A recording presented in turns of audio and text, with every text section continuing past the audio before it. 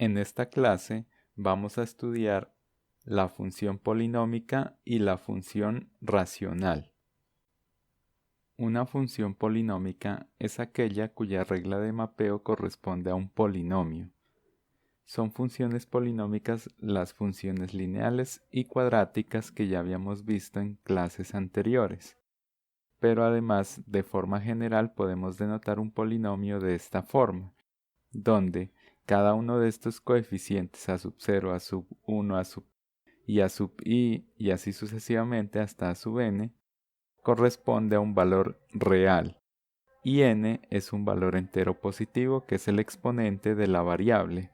En general, el dominio y el rango de una función polinómica está directamente relacionado con el grado del polinomio. Según el grado del polinomio y el signo del coeficiente que acompaña al término de mayor grado, es posible tener una idea del comportamiento de la función. Entonces acá tenemos la nomenclatura de lo que es una función polinómica. Entonces acá aparecen los diferentes coeficientes de cada término y acá el exponente de cada término en función de n, que es un valor entero positivo. Entonces el término de mayor grado va a ser este que aparece acá con el coeficiente a sub 0. Entonces, ahora si este coeficiente n es de grado par, quiere decir pues que el polinomio es de grado par. Por lo tanto, vamos a decir que el dominio son todos los números reales, pero el rango no va a ser el conjunto de los números reales. Entonces, si a sub 0, o sea, este coeficiente, es mayor que 0, es decir, positivo, el rango va a estar entre un valor real k y el infinito positivo. En cambio, si a sub 0 es negativo, el rango va a estar entre menos infinito y un valor k real.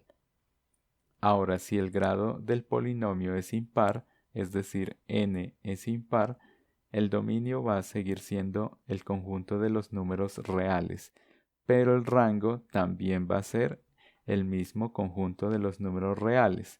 Ahora el coeficiente a sub 0 que nos va a indicar si es positivo, vamos a decir que esa función tiene una tendencia creciente.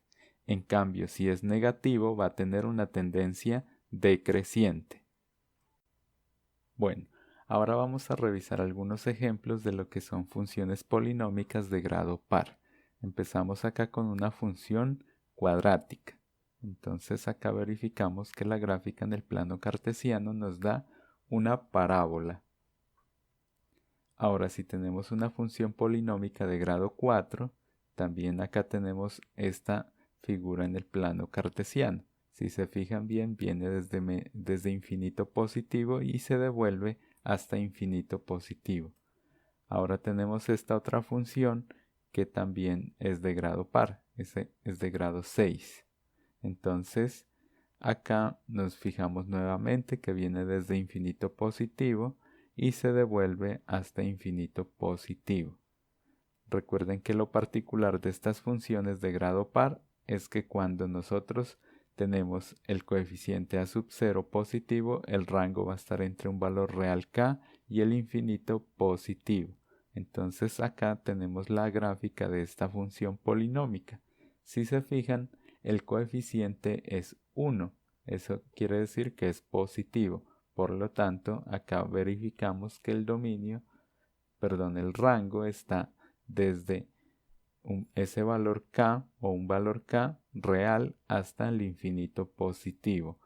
Ahora, si nosotros cambiamos el signo de ese coeficiente, vamos a tener que esta función polinómica de grado par va a ir desde menos infinito hasta ese valor k.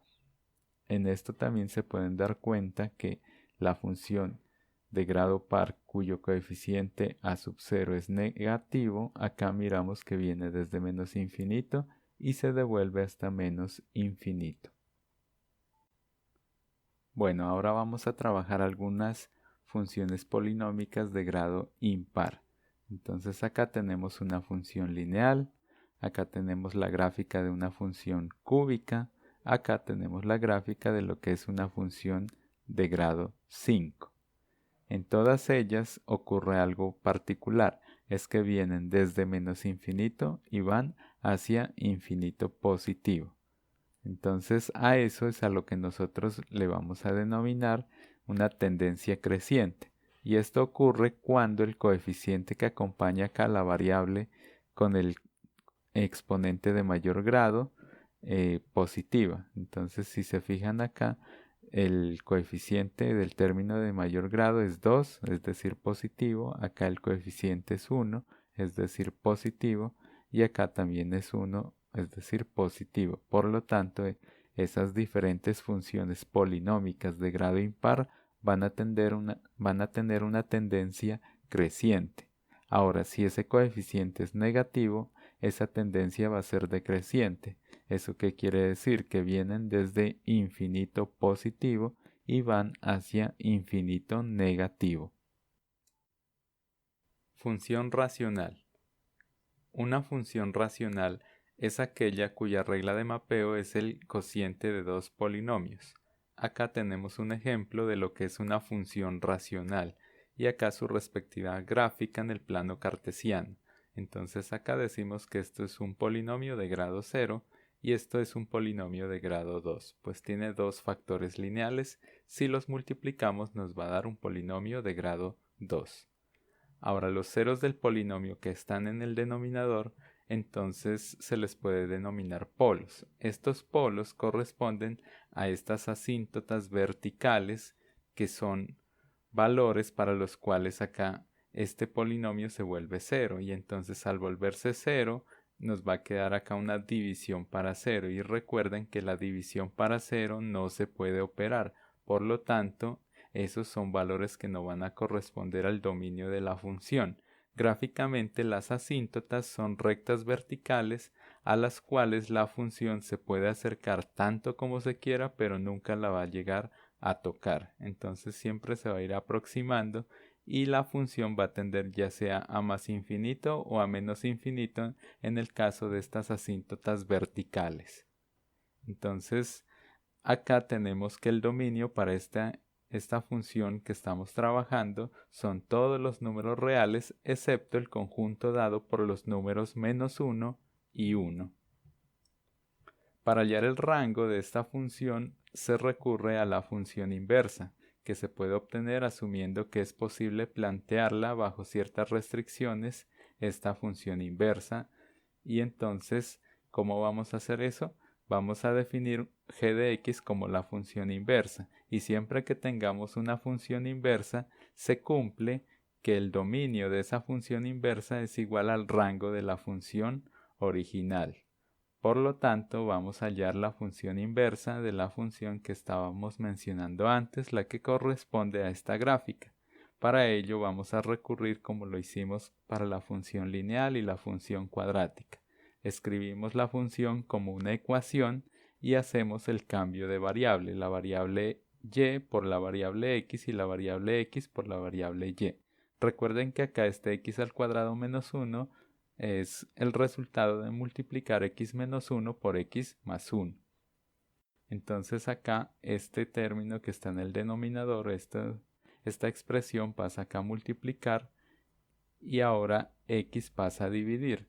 De esta forma entonces el menos 1 que está restando pasa a este lado a sumar y el y al cuadrado lo quitamos sacando raíz cuadrada al lado izquierdo y al lado derecho. Es así entonces como tenemos nuestra función inversa g de x. Con esta g de x que ya hemos hallado, vamos a hallar el dominio de la función, la cual es mucho más fácil de trabajar para hallar su dominio. ¿Por qué razón? Porque para que esta operación acá se pueda realizar, lo que está dentro de la raíz debe ser un valor positivo. Siempre se debe garantizar para que el resultado nos dé un número real. Por lo tanto, planteamos esta inecuación: 1 sobre x más 1 mayor o igual que 0, que es lo que debe de cumplirse para el dominio de g de x. Entonces esta inecuación se va a adecuar de forma tal que la podamos escribir como un cociente y así aplicar el método de puntos críticos. Entonces acá vamos a hacer como un denominador multiplicando por x en el numerador y en el denominador acá en el 1, y con eso hacemos que nos queda en el numerador 1 más x y en el denominador nos va a quedar x. Entonces, sobre esta inecuación vamos a aplicar el método de puntos críticos, donde identificamos que en el numerador se tiene la raíz de -1 y en el denominador se tiene la raíz en 0. Con estas dos raíces o puntos críticos se hace este esquema de puntos críticos de donde nosotros vamos a ir ubicando en orden cada uno de estos puntos críticos y entonces vamos a obtener el resultado de signos. Acá están ordenados del número más pequeño al número más grande. En cada fila ubico cada uno de esos puntos críticos. Recuerden que el -1 es cerrado porque es un punto crítico del numerador y acá porque tengo una relación de orden compuesta, porque es mayor o igual. Y en el denominador siempre va a ser abierto. Entonces con eso tenemos acá que menos por menos me da más, acá más por menos me da menos, más por más me da más. Y de acá de la inecuación me dice que voy a tomar los valores mayores o iguales que 0, es decir, los valores positivos. Por lo tanto, esta inecuación, esta expresión va a tomar valores positivos entre el intervalo de menos infinito hasta -1, unión de 0 hasta infinito positivo. Entonces con eso ya sabemos que el dominio de la función g de x está en este intervalo que acabamos de hallar.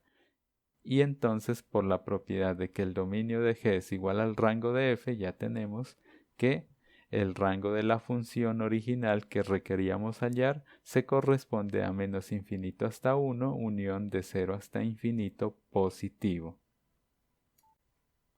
Bueno, las propiedades de la función racional.